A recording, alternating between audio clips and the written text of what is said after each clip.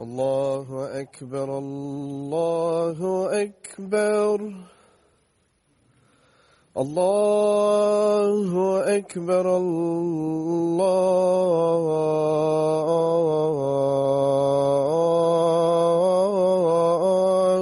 أكبر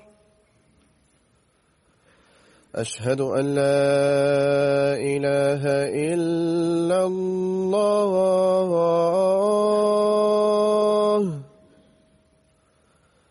أشهد أن لا إله إلا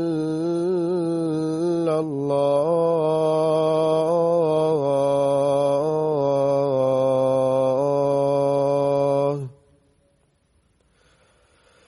أشهد أن محمدا رسول الله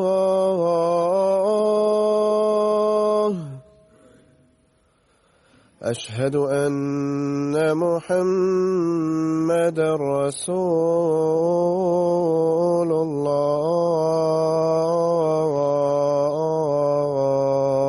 الله حي على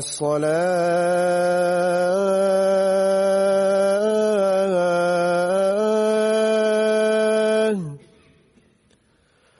حي على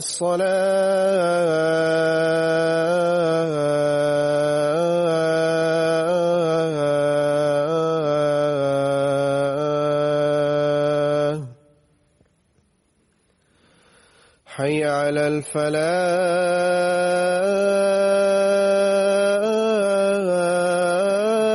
الفلاح حي على الفلاح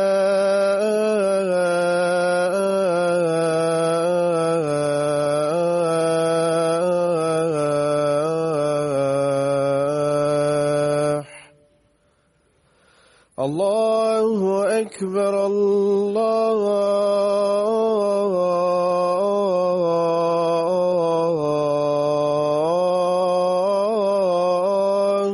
أكبر لا إله إلا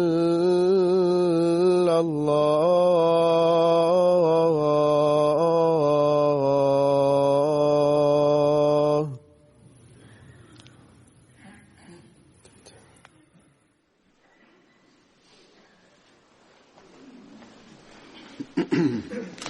السلام عليكم ورحمة الله.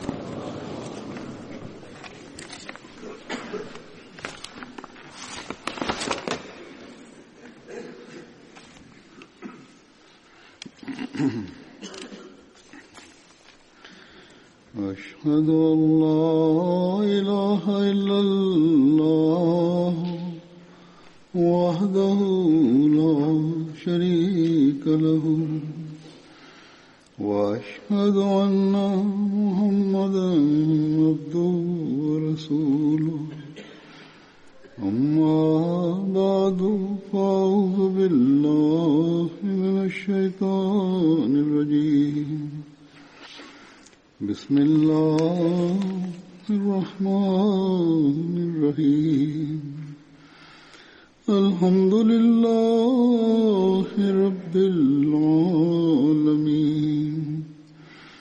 الرحمن الرحيم مالك يوم الدين إياك نعبد وإياك نستعين اهدنا الصراط المستقيم صراط الذين أنعمت عليهم غير المغضوب عليهم ولا الضالين.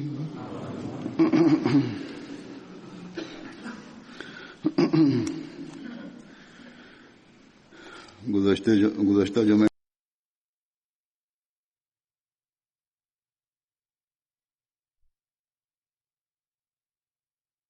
geçen cuma günü Tahrik-i Cedid'in yeni yılını ilan ettiğim için ben Amerika ve Guatemala yaptım. Geçen günlerde yaptım yolculuk konusunda bir şey söyleyemedim. Yüce Allah'ın lütfuyla bu yolcuların çok olumlu etkileri oluyor. Hem mülakatlar yapmak bakımından hem cemaatin yönetimi bakımından arkadaşlarla ve yabancılarla görüşerek birçok şey benim bilgime giriyor. 3 faydası şudur: bu ülkelerin büyük tabakaları ve yöneticilerle, etkileyici insanlarla bir alaka kuruluyor. Hem görüşmeler bakımından hem de camilerin açılışı bakımından ya diğer davetler bakımından ya medya bakımından dahi İslam Ahmediye'nin tanımı ve İslamiyet'in gerçek talimatı insanların bilgisine giriyor. Üçüncüsü şudur: cemaat fertleri ile kişisel alaka kuruluyor ve bunun neticesinde onların imanları ve sevgi ve kardeşlik alakaları daha da kuvvetlenmiş oluyor.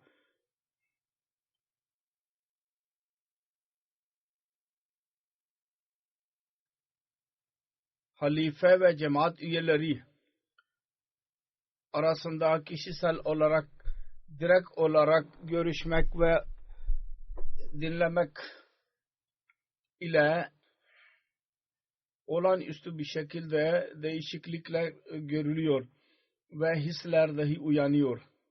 Sonra duruma göre, o ülkelerdeki durumlara göre direkt olarak hutbelerde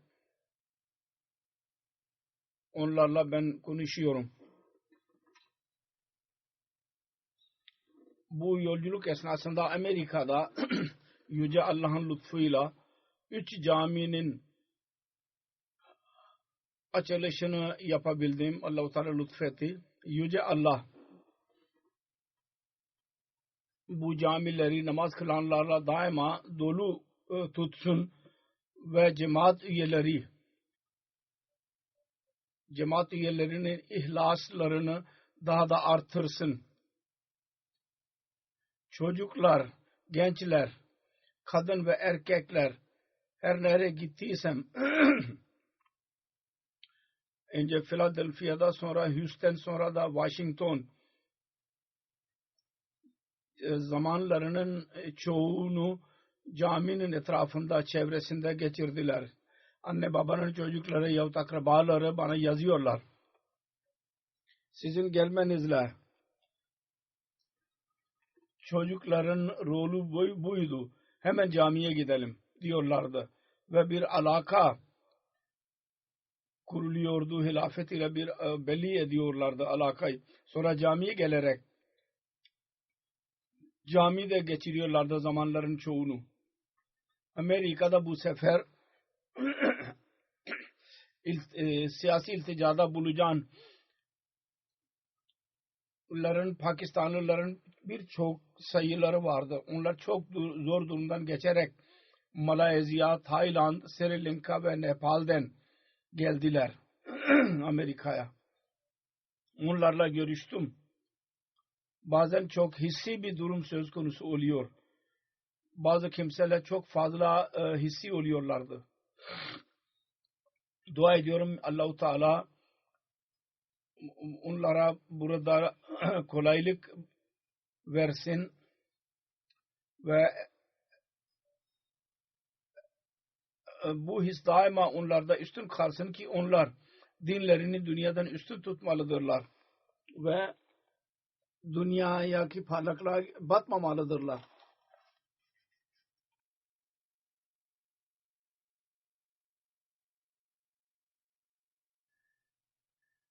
Bu tur ile alakalı olarak başka bazı şeylerden bahsedeceğim. Genellikle Amerika'da politik liderler, bilgili tabaka ve genel insanlar dahi söz dinleyen ve iyi şey metheden, iyi sözü dinleyen ve kabul eden kimselerdir. İslamiyet'in gerçek talimatı onlara doğru bir şekilde ulaşmamıştır. Ve bazı kimselere ulaştıysa cemaat ile irtibat halinde olanlar İslamiyet hakkında iyi fikire sahiptirler. Onun için bu bizim görevimizdir ki biz İslamiyet'in gerçek mesajını Amerika'ya ve dünyaya çabayla ve doğru bir şekilde yayalım. İslamiyet'in gerçek mesajı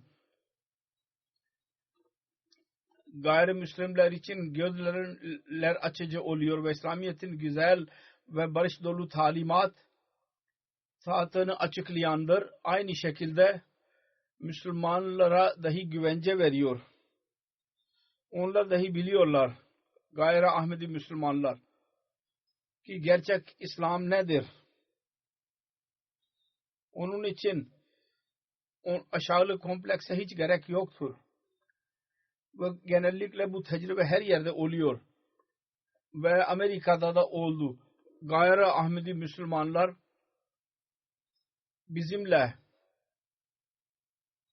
bizden İslamiyet'in güzel talimatları hakkında bizden söz dinliyorlarsa onlar arasında bir güven doğuyor. Bizim asla bir aşağılık komplekse girmemize gerek yoktur ve onu da belirttiler.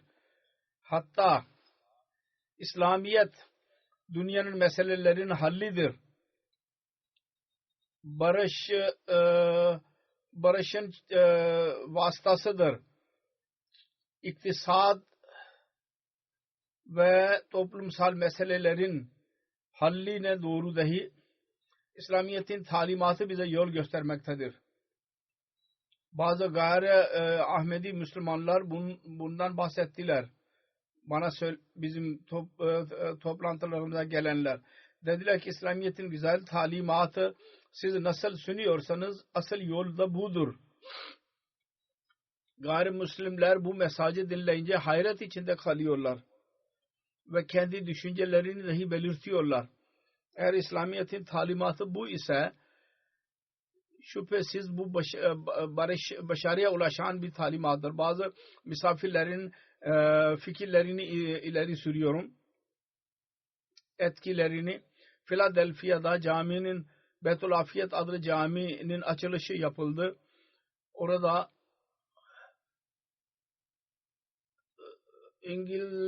Amerikan Kongres'in Millet Meclisi'nin üyesi Honorable Detroit geldi. O orada ilk kelimelerde dedi ki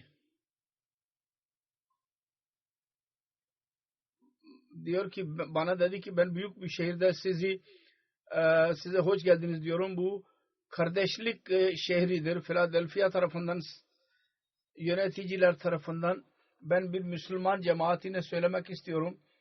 Sizin barış mesajınıza biz hoş geldiniz diyoruz. Diyoruz ki bazı Amerikalılar tarafından İslamiyet aleyhinde bazı düşünceler demin birkaç senede ortaya çıktı. Fikirler ileri sürüldü. Fakat diyor ki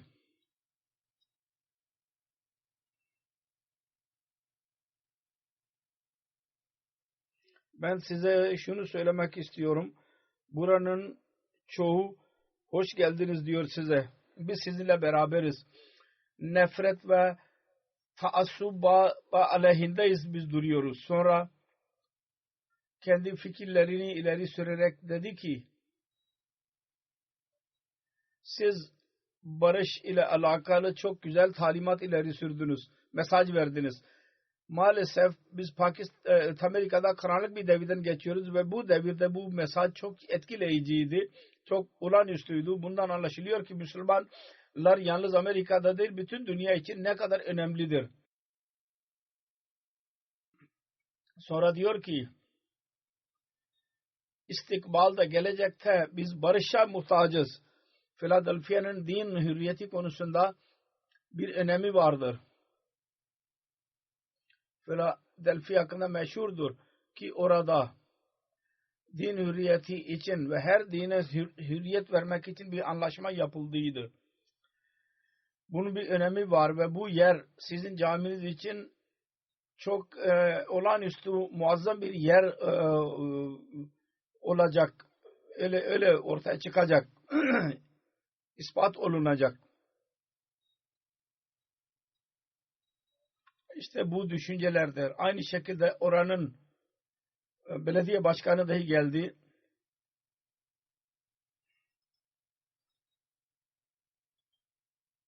Ve diğer liderler dahi vardı. Bazıları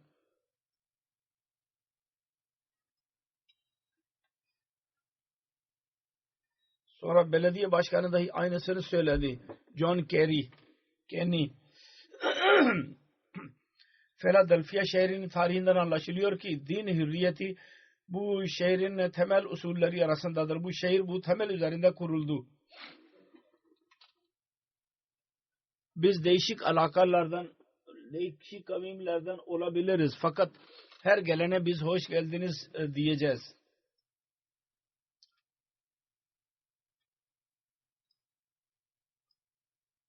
Sonra dedi ki birbirimizle birlikte çalışmamız lazım. Birbirimize saygı ve sevgi göstermemiz lazım. Ve dünyaya şunu anlatmak lazım. Biz birlikte kalabiliriz. Ve meselelerimizi sona erdirebiliriz.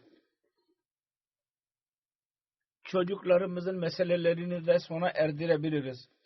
Bu öyle bir talimattır ki İslamiyet'in talimatıdır bu. Diğerler onu benimsiyorlar ve Müslümanlar onu unutuyorlar. Sonra bu programda bir hakim Schwartz Bey dahi katıldı. O dedi ki ben bu cemaati 25 seneden beri ben bu cemaati tanıyorum. Ve birçok defa değişik konularda buradaki başkanıyla ben konuştum. Fikir teorisinde bulunduk. Sonra benim konuşmamdan sonra dedi ki bu mesaj sevgi ve ortak yaşama mesajıdır. Eğer bu anlaşılırsa biz daha iyi bir duruma gireceğiz inşallah. Sonra Afrikan Amerikalı yeni bir Müslümandır. Afrikalı ve Amerikalı. Diyor ki burada camiye büyük ihtiyaç vardı. Büyük merkez, iyi bir merkez olduğu deniliyor ki ortamı iyileştirmek için 10 sene geçiyor. Fakat ben 2 senede bunun iyileştiğini gördüm. Bundan anlaşılıyor ki eğer insan isterse birlikte çalışılabilir. Sonra benim konuşmamdan sonra diyor ki bu hayret verici bir mesajdır ve sizin her sözünüzü ben kabul ettim. Bu Ahmedi değil, Müslümandır fakat. Sonra bir bayan Afrikan Amerikan dedi ki konuşmadan ben birçok şey öğrendim. Umarım biz onu hayatlarımızın birer parçası haline getireceğiz. Eğer biz bu sözlere göre amel edersek şüphesiz bir sırat-ı müstakim üzerindeyiz. Bu da Ahmedi değildi. Sonra bir bayan var. Haniye Hanım diyor ki sizin verdiğiniz mesaj vasıtasıyla İslamiyet aleyhinde yayılan anlaşmazlıklar yok edilecek, izale edilecek. Ve çok memnun oluyoruz ki Müslümanların bir merkezi vardır burada. İslamiyet aleyhinde burada Müslüman bir taassup vardır. Bu da yanlıştır. Sizin mesajınız, şimdi mesaj çok kuvvetliydi. Ben umarım bu mesajı çoklukla bu mesaj yayılsın ve Amerika'nın insanlar, vatandaşlar İslamiyet'in gerçeğini anlasınlar. Lokal bir belediye üyesi katıldı. Dedi ki sizin marş dolu mesajınız pek gereklidir. Özellikle bugünkü durumda. Bu mesaj daha da önemlidir şimdi. Benim için buraya gelmem çok onur vericidir. Ben bu cami ilk yapıldığını gördüm gözlerimle. Burada bu caminin yapılı bu cemaat için, bu bölge için bereketlidir. Verdiğiniz mesaj ki siz komşuların ihtiyaçlarında yardım edeceğiz. Umarım yalnız Philadelphia'dadır. Bütün Amerika'da bu mesaj gereklidir. Bir Filistinli Müslüman bir bayan katıldı toplantıya. Dedi ki sizin mesajınız pek önemlidir. Ben Filistin'in küçük bir köydenim. Ben çocukluğumda öğrendiğim talimat bugün sizin konuşmalarınızda ben onu öğrendim. Asıl İslam'da budur ki burada zikredildi. Biz hangi fırkadan olursak olalım bizim görevimizdir. Barış için birlikte çalışalım.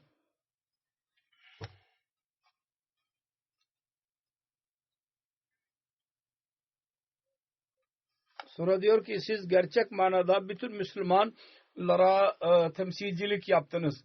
Bu iyi bir bayan, iyi bir kimselerin düşüncesi. Fakat diğer Müslümanlar da hiç artık onu anlasınlar. Ahmediye cemaati ancak bugün İslamiyet'in temsilciliğini yapıyor. Bayan bir hoca diyor ki sizin barış dolu mesaj pek önemliydi. Ben Katolik birisiyim. Fakat her kelimeyle ben aynı fikirdeyim. Hem fikirim. Ben kesin diyorum ki İslamiyet barışın İslamiyetini veriyor. İnsanlara hizmet etmeyi öğretiyor. Bir profesördür üniversitede. Başkana temsilen geldi. Dedi ki siz bu şehirdeki iyi fikirler ileri sürdünüz. Onların alakası şimdi değil gelecek zamanıyla ilgilidir. Ben sizde gördüğüm bir tane şudur ki yalnız şu zamandan bahsetmiyorsunuz.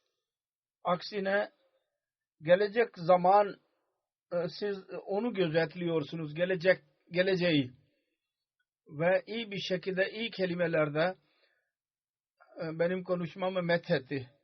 Diyor ki siz burada bir tohum attınız. Şimdi bizim görevimizdir ki onun bekçiliğini yapalım, onu çoğaltalım ve kardeş sevgi ağacı haline getirelim. Bir bayan kendi hislerini beyan ederek diyor ki siz dediniz ki biz sizin göz yaşlarınızı sileceğiz. Ne kadar insan bunu söyleyebiliriz? Bu çok hayret vericiydi. Ben kendi hislerime hakim olamadım. Mesajı vermek için değil ki insan yüksek sesle konuşsun. Siz sevgi dolu bir şekilde çok güzel bir şekilde mesaj verdiniz. Coşkulu olmaya gerek yok. Ben dedim ki fakirlerin yardımı için biz her zaman hazırız. Ve eğer birisi sancı içinde olursa biz olacağız. Onların gözyaşlarını silecek olan. Gayri Ahmedi bir imam dahi o programa katıldı. O dedi ki Ahmedilerle alakam Kur'an-ı Kerim'in vasıtasıyla olduğu Ahmedilerin bana verdiler. Bu Muhammed Ali Bey'in tercümesidir onun elinde. Sonra diyor ki sizin mesajınız çok güzel idi. Ben %100 sizinle aynı fikirdeyim. Bizim merkezimiz, misyonumuz budur. Biz Hazreti Adem Aleyhisselam'ın evladıyız ve birbirimizin hayat seviyesini yükseltmeye çalışmamız lazım. Biz birlikte Resulullah sallallahu aleyhi ve sellem'in gerçek mesajını yaymalıyız. Amirul-Mu'minin diyor ki yalnız kelimeler olmasın, gerçekten amel eden dahi olsun. Sonra Baltimore Camisi'nin açılışı dahi yapıldı. Onun adı Betus Samet'tir. Ve ertesi gün, gelecek gün bir kilisenin binasıydı. O satın alınarak camiye dönüştürüldü. Tesadüfen bu bina öyle yapılmıştı ki %100 hatta 99,9 kıbleye doğrudur fazla değiştirmeye gerek kalmadı.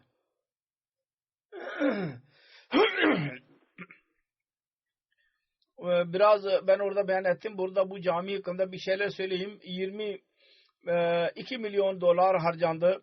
Kadın ve erkek için ayrı ayrı salonlar var. 400 insan orada namaz kılabilir.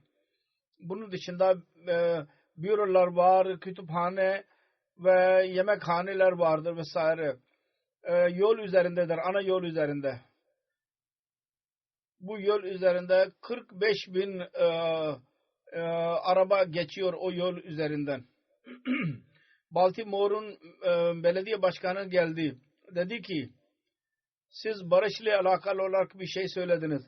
Bu öyle bir mesajdır ki bugünün ihtiyacıdır. Yalnız bizim şehrimizde değil, bizim bölgede, bütün Amerika'da, bütün dünyada bu mesaj pek gereklidir. Ben umarım ki bu mesaj her bir bunu dinlemeli. Eğer bu dinlersek o zaman öğreneceğiz ki dünyanın meselelerinin tek çaresi barıştır ve birbirimizi sevmeye öğreneceğiz. Bir üniversitenin bir profesörü Baltimore'da fikirlerini sürerek diyor ki bizim aramızda ihtilaflar vardır. Orada birçok şey müşterektir, ortaktır. Ve bu hayret verici bir mesaj idi. Bunun vasıtasıyla bir toplumda değişiklik yapabiliriz önemli bir şekilde. Birbirimizle birlikte çalışmamız lazım. Birbirimize saygı göstermemiz lazım. Amerika'nın ortamında bu pek önemli bir mesajdır. Amerikalı birisi olarak kendim için değil, çocuklarımız için de çalışmalıyız. Toplumda hep birlikte ilerlemeliyiz. Ben hayret verici bu mesaj beni çok etkiledi. Sonra District 48'ten bir yönetici, temsilci vardı. Dedi ki ben çok bu mesajı dinleyerek etkilendim. Özellikle böyle bir durumda ki Müslümanlarla alakalı olarak toplumda bir korku vardır. Ve bu ülkede ayrım vardır nesil bakımından. Bu arada ben çok mutluyum ki siz bizim sorumluluğumuz hakkında dikkatimizi çektiniz. Bize dediniz ki her birimizi sevelim ve kimseden nefret etmeyelim. Bu sözler bizim için gereklidir.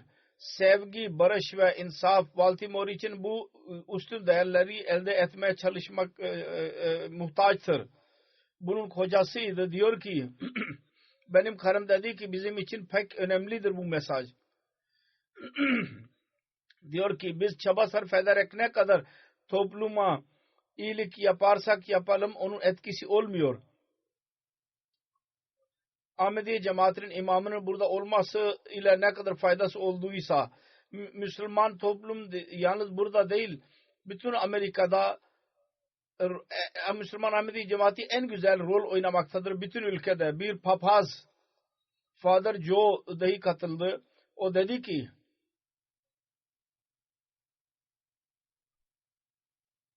sizin konuşmanız esnasında ben her şeyle hemfikir idim. Çünkü ben Baltimore'da birçok defa Ahmediye cemaatinin camisine gittim ve kesin olarak diyebilirim ki söylediğiniz geçen senelerden beri camilerde olduğunu gördüm. Fitne ve fesad gördüm. Bu mescid herkes için açıktır. Ben birkaç defa cemaate gittim. Ben bunların fiilinin yapıldığının şahidim. Ben bunları dinleyince çok mutlu kaldım. Değişik dinlerle alakalı olan burada birliktedirler. Ve barıştan söz ediyorlar. Budur ki yalnız bu şehir değil hatta bütün dünya buna muhtaçtır. Sonra bir bayan kendi fikirlerini ileri sürerek diyor ki bugünkü durumda bu konuşmada benim için büyük mesaj vardı. Müslümanlar ve gayrimüslimler siyah ve beyaz arasında burada büyük mesafeler vardır. Onların halli gereklidir bizim için. Bu kişisel saygı ile bu mümkündür. Siz komşuluk konusunda bir şey söylediniz ve mesaj verdiniz. Talimat benim için pek önemliydi. Bu mesajı dinleyerek ben İslamiyet hakkında daha fazla bilgi edinmem arzum çıktı ve size çok teşekkür ediyorum. bir 51 district temsilcisiydi. Bilal eski Müslüman idi. Diyor ki sizin verdiğiniz mesaj, bunun yankısı bütün insanlarda burada görülüyor. Birlikte sevgi ve barış konusunda bu mesaj pek önemlidir. İslamiyet aleyhinde bazı çekingenlik vardır. Onları uzaklaştırma konusunda yardım alacağız. Sonra diyor ki siz tam zamanında birçok meselelerin hakkını bize söylediniz. Özellikle bu durumda ondan insanların çabaları Müslümanlar aleyhindedir. Müslüman hislerini uyandırıyorlar. Siz buraya gelerek bunlarla alakalı olarak bize yol gösterdiniz ve en güzel mesaj verdiniz. Bize çok güzel yol gösterdiniz. Bu ortamda hikmetli bir şekilde hikmet dolu bir mesaj verdiniz ki hiç kimse ondan inkar edemez. Akıllı birisi. Ben toplumda barış için en güzel hal öğrendim sizden. O da şudur ki evden başlayalım. Komşuya iyi muamele yapalım. Bütün dünyayı değiştirmenize gerek yok. Yalnız konuştuğunuz, görüştüğünüz insanlar arasında sevgi dağıtın. Onlara hizmet edin. O zaman bütün toplum emniyet dolu olacak. Barış dolu olacaktır. Sonra bu dahi kolay bir şey söylediniz. İslami diyor ki hakkın davetini yapın. Asıl daveti hak sizin kendi örneğinizdir. Onunla hakka davet edilebilir. Sonra diyor ki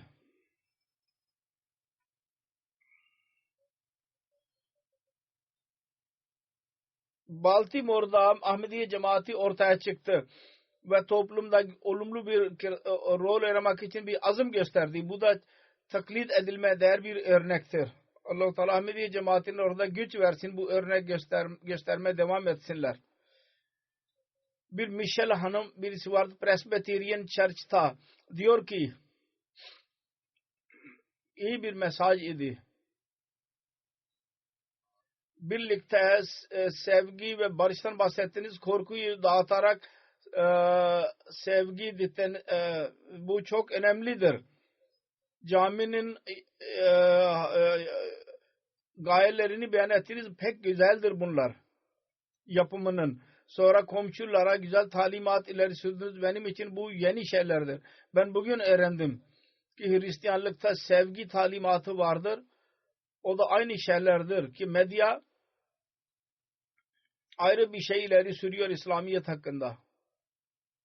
Bir tarihçi vardır. Doktor Fatma. Diyor ki ben tahassus yaptım Amerika'da İslam konusunda. Ve bununla alakalı olarak ben Amerika'da çok iş yaptım. Ben dini bir bilgisi değilim. Yalnız tarihçiyim. Bununla alakalı olarak siz dediniz ki Hz. Mirza Ghulam Ahmad Aleyhisselam bu konuda İslamiyet'i yenilemiştir. Benim zihnim onun üzerindedir ve ben bununla alakalı olarak daha fazla araştıracağım. Bunu öğrenerek çok memnun oldum ki şimdi benim araştırmam Hz. Mirza Ghulam Ahmad Kadiyani Aleyhisselam olacak ve sizin yazılarınız ve sözleriniz dahi ben onun üzerinde araştıracağım. Siz bunu beyan ettiniz. Sizin mesajınız hayret vericidir. İslamiyet'in güzel talimatını diğer dinlere sınırlı tutmadınız. Gayrimüslimlere dahi iyi muameleden bahsettiniz. Sonra diyor ki bu sizin fikrinizdir ki renge ve fikire bakmadan birlikte olarak insanlığın iyiliği için yapalım. Ne güzel mesajdır bu. Bir Müslüman olarak bizden şüphe ediliyor. Onun için bir Müslüman tarafından İslamiyet'in talimatının beyan edilmesi güzel bir adımdır. Sonra Virginia'nın caminin açılışı yapıldı. Mesrur Camisi'dir onun adı. Mescid-i Mesrur. 3 Kasım günü açılışıydı. Bu da bir Hristiyan'dan satın alındı. Hristiyanlıktan 5 milyon ile satın alındı bu arazi ve yenileme ve tadilat konusunda $75,000 harcandı. Bu da aşağı yukarı kıbleye doğrudur bu bina. Bilmem kaç 22 bin kilometre karedir. Ayrı salonlar vardır erkek ve kadınlar için. 450 insan namaz kılabilir. Ayrıca 11 oda vardır büro olarak ve bir kütüphane, bir konferans hali vardır. Burada bir dost Cory Start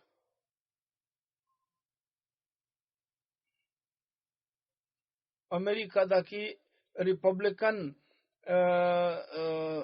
temsilcisidir. Diyor ki ben konuşmayı dinledim. Çok hikmet doluydu.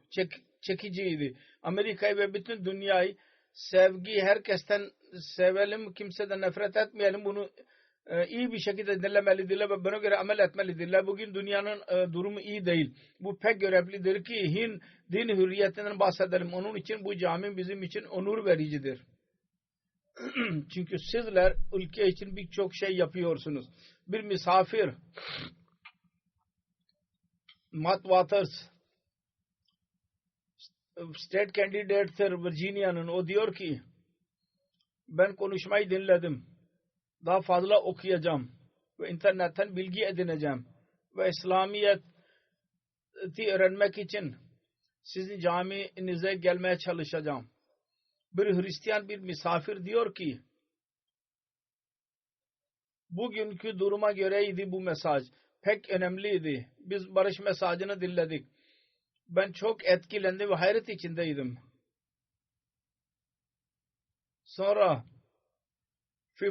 51 District Virginia'nın delegesi diyor ki mesaj hayret vericiydi. Özellikle Amerika'nın şu andaki durumda pek önemliydi. Sizin sevgi dolu birlik mesajı idi.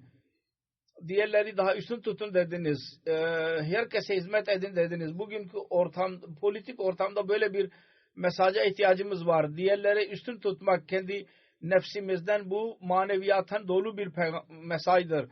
Komşulara iyi bakma, diğerlerin rahatını kendi rahatımızdan daha üstün tutmak pek önemlidir bu. Çok olağanüstüdür.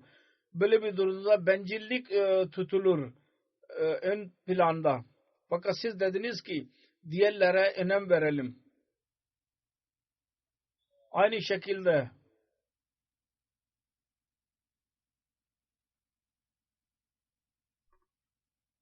bir misafir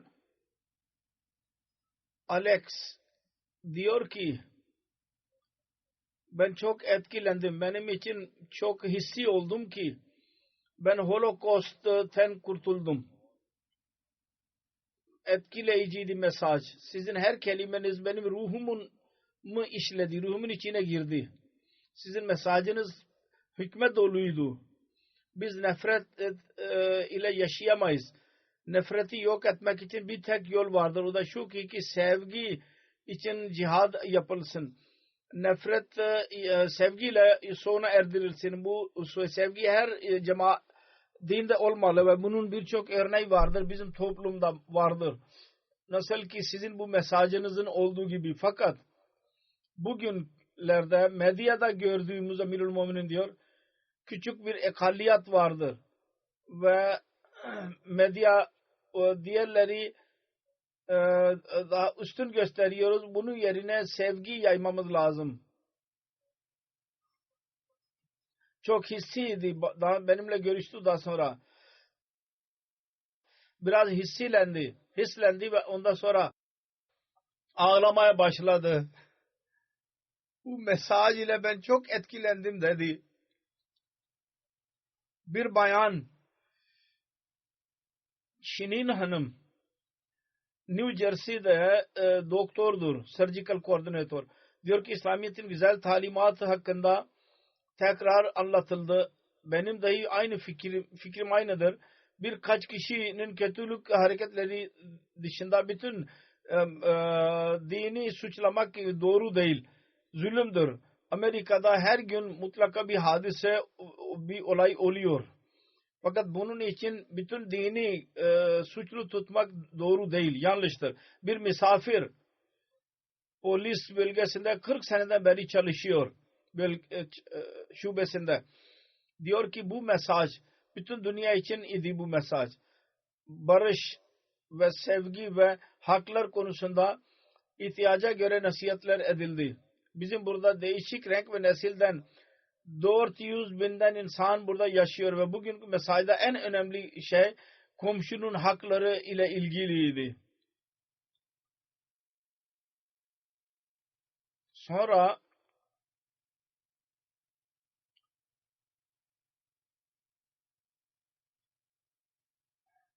bir bayan Dr. Kimberley kriminolojist idi ve yazardır. Doktora yazısını yapmıştır. Diyor ki bugünkü konuşmada barış ve insaf ile olarak çok derin mesaj vardı. Renk ve nesile ayrım yapmadan her bir insan buna göre birlikte olmalı.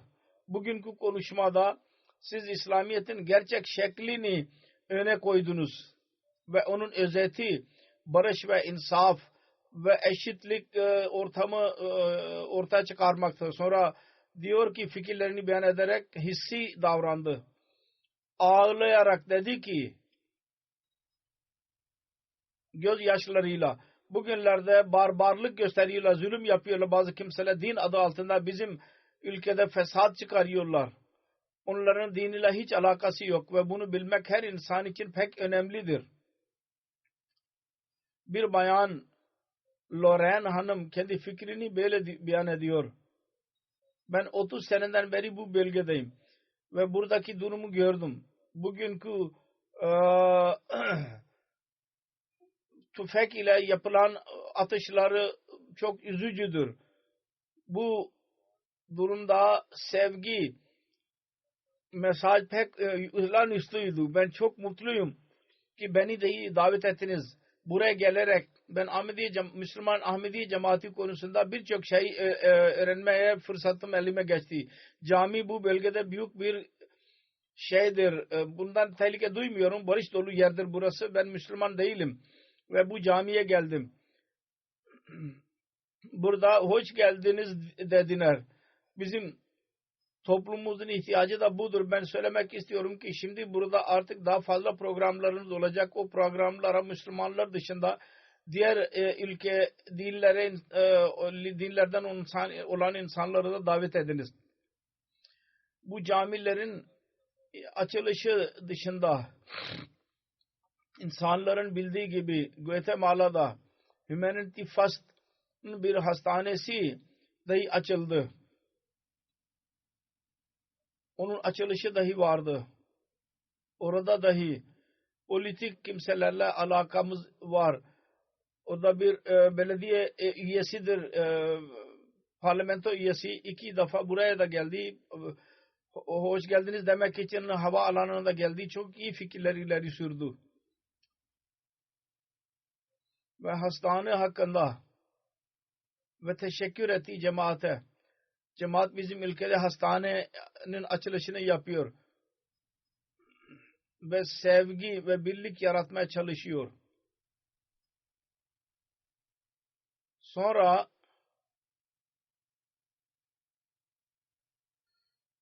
bu bayanın hanımı Millet Meclisi'nin üyesinin bayanın hanımın adı yazılı değil diyor Amirul Muminin. Robert Cano Paraguay'da bakandır. Dedi ki açılışa katıldı. Güzel bir toplantıydı. Ben hayret içindeydim ki öyle bir cemaat arasında cemaat bunu yaptı. Ve muhtaçların yardımı için yaptı. Ve insanlara fiilen sevgi göstermesidir bu. Sevginin göstergesidir. Sonra diyor ki insanlık bu sevgi yolunu benimserse dünyada o zaman barış olacak.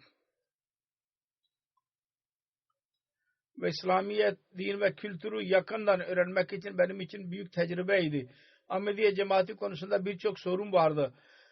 Onların cevabını ben buraya gelince aldım. Ve birkaç seneden beri Ahmediye cemaati Paraguay'a dahi yerleşmiştir. Onun vasıtasıyla Paraguay'dan geldiydi bu jalsaya, açılışa. Guatemala'daki bir bakan vardı. Bakan yardımcısı. Guatemala'nın bir doktoru idi. Diana diyor ki bu konuşmada fakirlerin yardım etmek mesajı vardı. Ben kendim buna göre amel edeceğim diyor.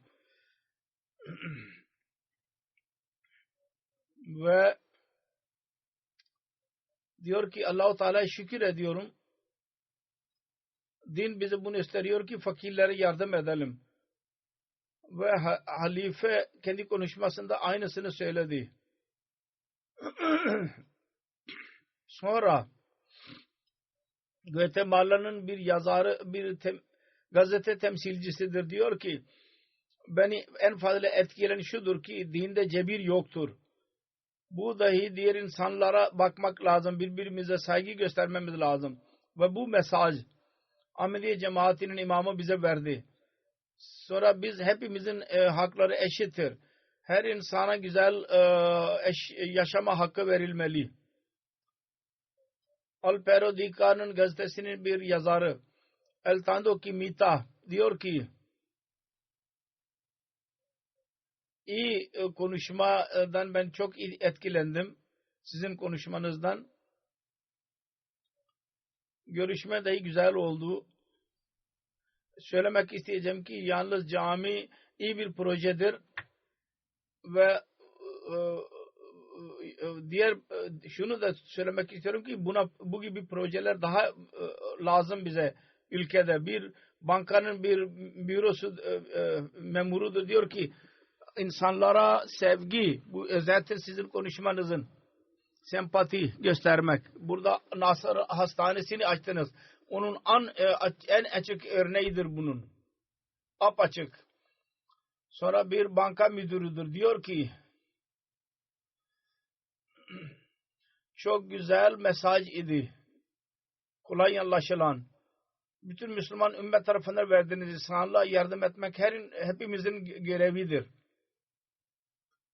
Ve bu da çok enteresan idi ki Ahmedi cemaatinin felsefesini bugün öğrendim.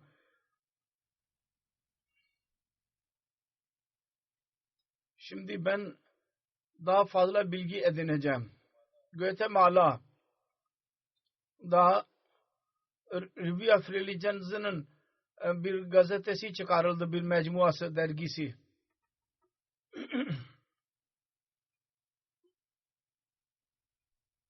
Yeni çıktı. Amerika'da, Latin Amerika ve Merkezi Amerika'da 400 milyon insanlar yaşıyor. Onlar İspanyolca konuşuyorlar. İspanya'ya doğru dikkatimiz çıktı ve oranın ilah sahibi Guatemala bir Ahmedisidir, Davet Bey. Kanada dedi ki sizin İspanya'ya dikkatiniz var. İslamiyet'i oraya yayacağız. İlk Ahmedilerdendir Guatemala'nın. Bunun insanlar 40 milyondur. Bizim ülkelerimizin insanları 400 milyondur. Buna dikkat etmiyorsunuz. Ondan sonra merkezlere dikkat edildi. Ve camianın öğrencileri dahi gönderildi. Şimdi Allah orada cemaatler oluşmaktadır Allah-u Teala'nın lütfuyla. Öylece İspanyolca Review of Religion çıkarıldı. Yabancıların etkileri vardı. Guatemala'da değişik komşu ülkelerden İspanyolca konuşan ülkelerden Ahmediler dahi vardı orada. Hastanenin açılışı diyelim ya benimle görüşmek için diyelim. Onların hissi fikirleri vardı. Etkileri. İlk defa benimle görüştüler. Ve hilafet ile sevgi onların gözlerinden, kalplerinden çıkıyordu. Meksiko'dan gelen bir nev mübayi bir bayan Zahra Malde hanım diyor ki belli bir müddet önce cemaate girdi. Guatemala yolculuğumdan sonra bir şey kalbime girdi kuvvetli bir şekilde. Allah-u Teala nerede isterse ben oradayım. Benim bu konuda asla şüphem yoktur ki manevi olarak ben emniyet duyuyorum. Diğer Ahmedi kardeşlerle görüşerek imanım tazelendi. Ve hepsinden daha fazla halifenin arkasında namaz kılmakla benim imanım Ahmediye cemaati konusunda gerçek İslam hakkında daha da kuvvetlendi. Ben umarım ki bu yol üzerinde yürüyeyim. Allah-u Teala burada sabit tutsun beni bu cemaat içinde. Sonra Meksiko'nun bir nev mübayi İmam Francisco diyor ki biz halifenin eli üzerinde biat ettik. Orada camide orada bir tören yapıldı. Öyle bir şeydi ki kelimelerle beyan edilemez. O saniyede ben bedensel olarak öyle hissettim ki sanki benim bütün bedenim sıcaklaştı ve terledim. Sanki bedenimden bir elektrik vardı. Benim günahlarımı götürdü. Allah-u Teala'ya yüz binlerce defa şükür ediyorum. O bize hilafeti nasip etti. Ben biliyorum ki benim için doğru ileri adım atmak için ilk adımdır. Benim de bir değişiklik yaratacak bu. Sonra Meksiko'dan gelen bir nev mübayi Megal Bey diyor ki asıl şudur ki İslamiyet Ahmediyetinde aslında bir mesafe yok. Bizi ayıran bir nokta yok. Hepimiz kardeşiz. Eğer fark varsa yalnız dil farkı var. Yoksa hepimiz kardeşiz. Halifenin arkasında namaz kılarken 15 ülkeden biz insanlar vardı. Fakat hepimiz birlikteydik.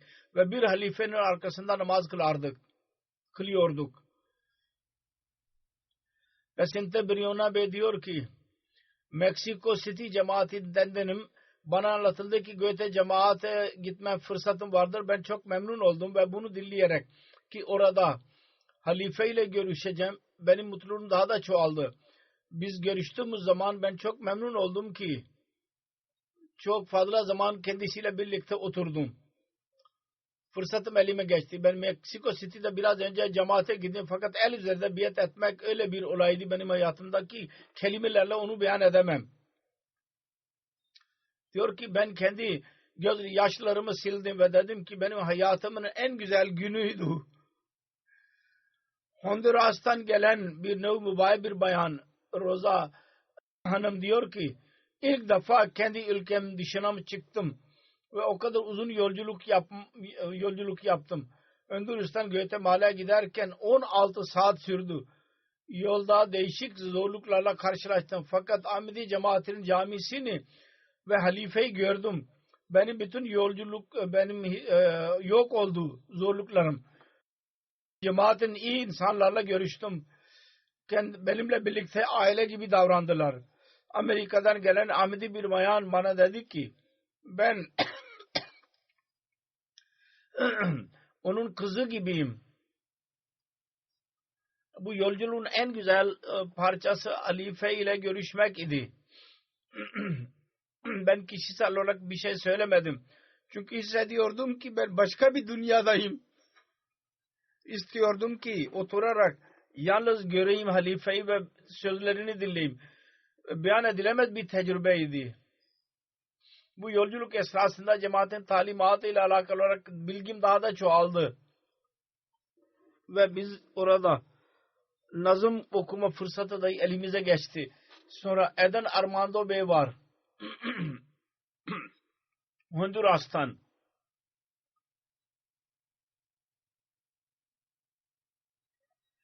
Bu turun en güzel şey şuydu ki halife ile görüşmek fırsatım elime geçti. Ve birçok sorunun cevabı benim elime geçti. Soru sordum, cevabını aldım. Sonra Ekvador'dan yeni nev mübayi Ahmediler diyorlar ki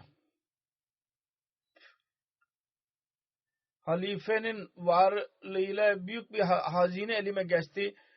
Mutluluk benim elime girdi. çok rahat buldum.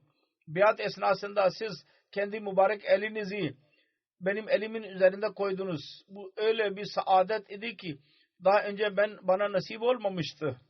Ekvador'dan bir lacnanın bir üyesi, bir sene önce Ahmedi olduğu bu bayan diyor ki Guatemala'nın yolculuğu benim ve benim oğlum için çok mutlu vericiydi.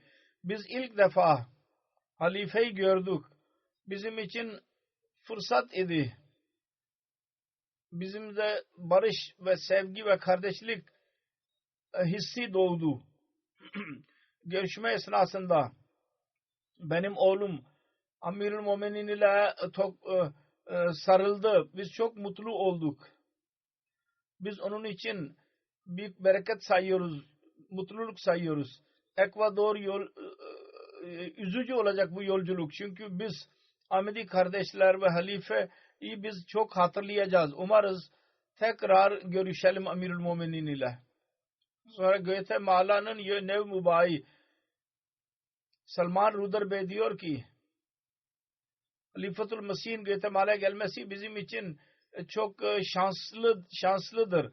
Allah-u Teala'nın lütfu bizim cemaatimiz üzerinde ki siz buraya geldiniz. Biz öğrendik ki Guatemala'ya teşrif buyuruyorsunuz. Biz çok mutlu olduk. Manevi bir kuvvet doğdu benimde. Ve şüphe yoktur ki şimdi ben kalbimde çok değişiklik hissettim. Sonra Guatemala'nın yeni nev mübahi Niza Hinto Hanım diyor ki ben Allah-u Teala'ya şükür ediyorum ki Halifatul Mesih Guatemala'ya teşrif buyurdular. Benim için onur vericidir. Benim için çok büyük bir tecrübeydi. Benim kalbim mutlulukla dolmuştur. Sonra Guatemala'dan olan Doming Tilu vatandaş diyor ki ben Gabon'danım. Gabon cemaatinden ve burada halifenin gelinmesi üzerine manevi olarak coşkulu gördüm kendimi. Ben çok mutluyum. Halifeyle zaman geçirdim. Fırsat elime geçti. O da çok hissi bir şekilde hissi bir şekilde dedi. Bir müddet önce cemaatimize gitti. Dedi ki bizim bölgede biz yaşıyoruz. Sınırda fakir insanlardır. Orada yol da iyi değil. O dua edelim ve orada ki benim kavmin insanları, o bölgenin insanları Ahmedi Müslüman olsunlar. Ve Allah-u Teala'nın lütfunu Allah-u Teala bana verdi. Benim kavmime dahi girsin. Çok hissi bir şekilde rica etti. Dua için dua ederim ki arada dahi cemaat yayılsın, cemaatler. Sonra bu Guatemala'dan Martiza Hanım diyor ki önce yalnız resim gördüm. Şimdi yakınlar görme fırsatım elime geçti. Kendisiyle beraber oturduk. Ve kendimde büyük bir değişiklik hissediyorum. Sonra Akardiye Hanım diyor ki çok mutluyum. Şanslı sayıyorum kendimi. Allah-u Teala bana lütfetti. Kelimeler yok ki ben bu hislerimi beyan edeyim.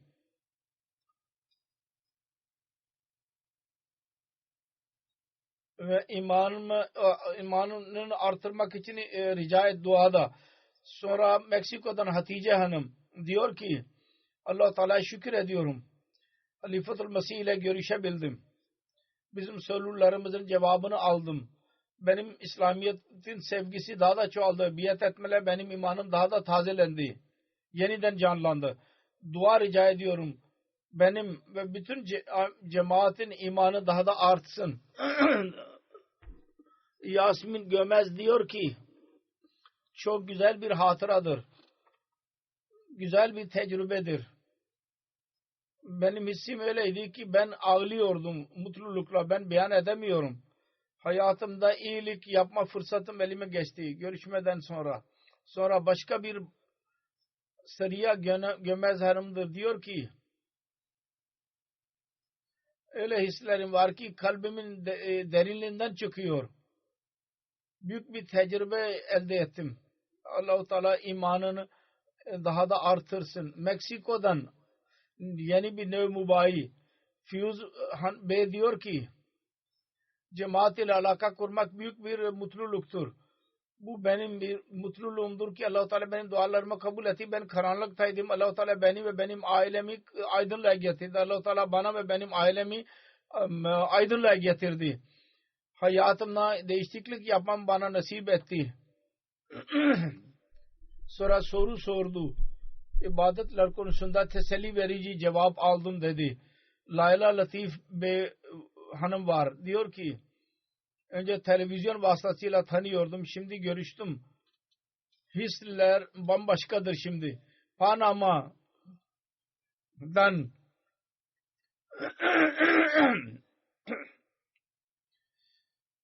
Panama'dan bir zat var.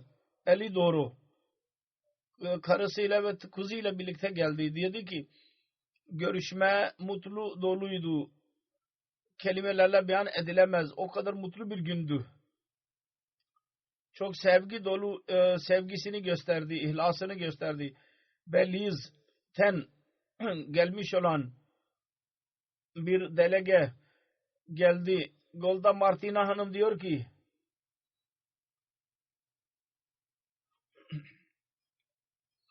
çok bereketli bir fırsat idi. Ben hissi oldum.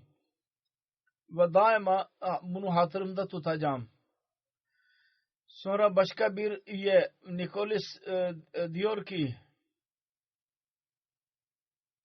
çok hissi bir görüşmeydi ve İngiltere Jalsa'ma katılmamı da bana davet etti halife. Ben çok mutluyum. Lajna'nın başka bir üyesi Torrentina diyor ki çok mutluluk zamanıydı. Görüştüm Amirul Muminin ile ve çok teselli buldum. Bir kız diyor ki 13-14 yaşında. Önce ben korkuyordum ki öyle bir şey söylemeyeyim ki ben utanayım halifenin önünde. Fakat görüşme çok güzel geçti. Hilafetin sevgisi, saygıları, kızlar Daste Kibla Numa nazım dahi okudular. Saygı gösterdiler. Aynı şekilde birçok bayanlar ve üyeler vardı. Değişik ülkelerden geldiler. Guatemala'ya ve çok uzun yolculuk yaparak ve çok ihlas, vefa gösteriyorlardı. Allah-u Teala hepsinin imanını daha da artırsın ve gerçek Ahmedi haline getirsin onları.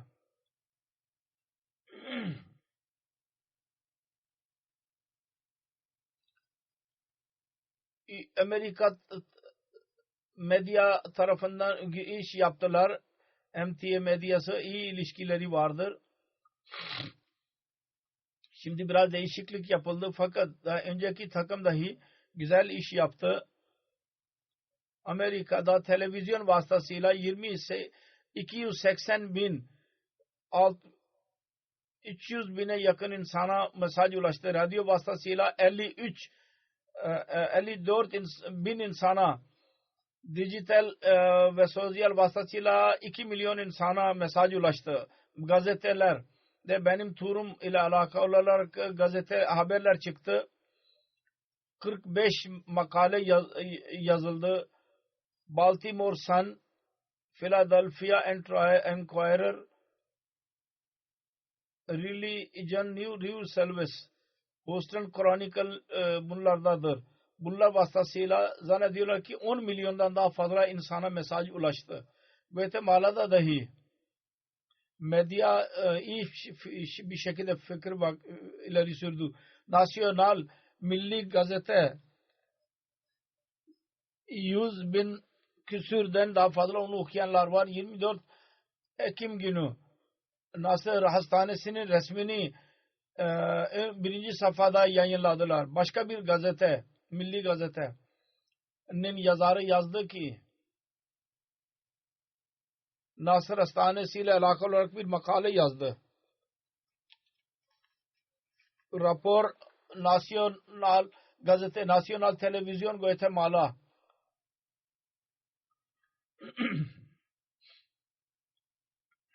benimle alakalı olarak rapor verdiler, haber verdiler ve hastanenin ile tanımı ile bir rapor verdiler, neşrettiler.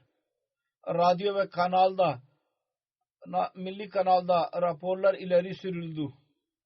Bu konuda bir tahmine göre Latin Amerika'nın değişik ülkelerinde değişik gazeteler ve televizyon vasıtasıyla 32 milyona caminin açılışı ile haber ulaştı. Bunun dışında sosyal medya, Twitter, Instagram ve YouTube vasıtasıyla 23 milyon insana 2 milyon 300 bin insana bu mesaj ulaştı. Allah-u Teala'nın lütfuyla her bakımdan bu tur bereketli ve başarılıydı. Allah-u Teala onun gelecekte iyi etkilerini çıkarsın, göstersin. Namazlardan sonra ben bir gayb cenaze namazını kıldıracağım. Savadogo İsmail Bey'in Burkina Faso'dan idi. 14 Kasım günü sabah namazı için evden çıktı. Yolda kalp krizi geçirdi. Yakın hastaneye getirildi. Fakat vefat etti. İnna lillahi ve inna ileyhi raciun. Kurtulamadı. 1964 senesinde doğdu. 1994 senesinde Ahmedi cemaatine katıldı. Daima çaba gösteriyordu ki merkeze yakın kalsın. Merkez yeni yere götürüldü. Onun yana bir kiralık bir ev aldı. Daima çaba sarf ediyordu ki ezan için camiye gelsin. Jalsa salana da teheccüd için uyandırıyorlardı insanları. Ezan güzel sesle söylüyordu. Bazı kimseler kendisine Seyyidina Bilal diyorlardı. Her Ramazan itikaf otururdu. Namazı hiç kaçırmazdı. Sabah namazından önce gelir. Orada erkeklerin bir yurdu var. Yurttaki öğrencileri uyandırırdı. Camiyi temiz tutardı. Lahor'da camilere saldırı yapıldığı zaman şehadetleri dinledi. Çok etkilendi, çok ağladı. Ve sık sık dedi ki keşke kendisi de o şehitler arasında olsaydı. Cemaat işlerinde ön saflarda olurdu. 2004 senesinde ben oraya gittim. Orada koruma görevini yaptı. Bir konuşma esnasında ben konuşuyordum. Düştü, bayıldı. Belki bir şey yememişti. Onunla alakalı olarak daima zikrederdi ki ben düştüydüm. Hilafetin aşığı, Ahmedi cemaatin aşığıydı. Security guard idi orman şubesinde. Orman şubesinin müdürü özel bir şekilde onun hizmetlerini koydu herkesin önüne. İsmail vefalı, ihlas sahibi ve güler yüzlü birisiydi. Görevini güzel bir şekilde yapardı. Allah-u Teala'nın lütfuyla Musi idi. İlk karısından bir oğul ve bir kız ve iki aylık bir kız bıraktı ikinci karısından. Allah-u Teala merhamet eylesin ve mağfiret eylesin ve bu çocuklara dahi daima bunları korusun. Amin. और इन बच्चों को भी अपनी हिफ्ज़-ओ-ईमान में रखे.